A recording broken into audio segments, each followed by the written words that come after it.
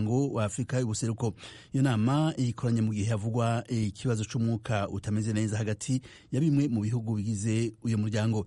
Abahinga bazi neza ibijanye n'akarere bemeza ko ico kibazo gikwiye gushirwa ku rutonde rwa mbere w'ibivugirwa muri iyo nama. Muri bo harimo Professeur Christopher Kayumba yigisha muri kaminuza y'u Rwanda. Ni mu kiganiro yagiranye na mugenzi wacu Edi Wema.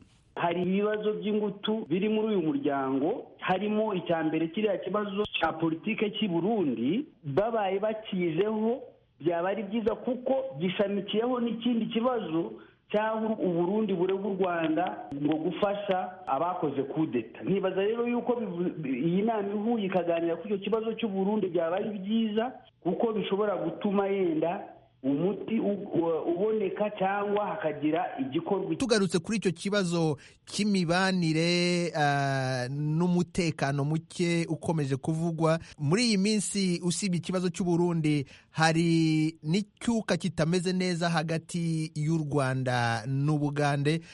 Ibyo byo wibaza ko nabyo bishobora kuganirwaho muri iyi nama? Imibanire y'u Rwanda n'Ubugande, kandi u Rwanda rumaze igihe bivuga yuko buri abanyarwanda iyo bagiye babafata byaba ari byiza babiganiriyeho ibyo bibazo bakabikemura, kuko ibindi bijyanye n'ubucuruzi n'imigenderanire ntabwo byatera imbere kandi abaturage bazi ko hari amaraporo n'amagambo avuga yuko hariho imitwe yitwaje intwari irwanya ibihugu bimwe na bimwe muri aka karere byenda biterwa inkunga n'ibihugu bitandukanye. Ntibaza rero ko icyo kibazo cy'umutekano nicyo cy'ingutu kurusha ibindi byose.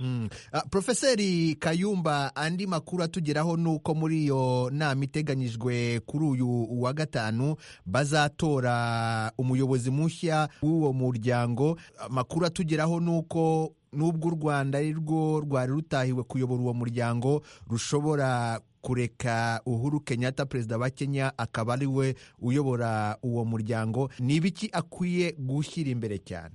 Icyambere ni ikibazo kijyanye n'amafaranga akoreshwa muri uriya muryango. Ubu ngubu yaragabanutse cyane kubera ko abaterankunga bagabanyije amafaranga batanga kubera ko ikibazo cy'u Burundi kitarakemuka. Icya kabiri, niba warakurikiranye uriya muryango, sekretariya yawo uregwa kuba irimo ruswa nyinshi kandi n'amafaranga akaba akoreshwa nabi, harimo isesagurwa ry'amafaranga. Ntibaza rero ko ikibazo cya mbere umuyobozi mushya w'uyu muryango yakora ni ugutuma uyu muryango ukora neza, ugakoresha n'umutungo wawo neza, ugashaka n'aho ukura umutungo neza, ndetse n'abanyamuryango bagatanga amafaranga kuko hariho abatayatanga benshi, amaraporo niko yabigaragaje. Sekretariya igakora neza, igakoresha n'umutungo neza. Icya kabiri kinakomeye cyane ni ikibazo cy'umutekano muri aka karere, aho hari ibihugu biregana kuba bishyigikira imitwe yitwaje intwaro ibirwanya. Icyo ni ikibazo gikomeye kuko uyu muryango ubaye udafite umutekano, habaye harimo ibihugu bishyigikira abarwanya ibindi bihugu byo mu muryango, byaba ari ikibazo gikomeye. Icyanyuma cyanazanye ibibazo biri hagati y'u Rwanda n'u Burundi ni ikibazo cya politike kiri imbere mu gihugu i Burundi, cyavutse kubera manda ya gatatu Nkurunziza yashatse hanyuma bakayirwanya. Icyo kibazo rero cy'i Burundi, umuyobozi mushya ugiye kujyaho byaba ari byiza akitabiriye kurushaho, kubera ko uwo bagishinze ariwe Perezida Museveni yagaragaje intege nkeya, imbaraga nkeya, ntabwo yakitayeho bihagije.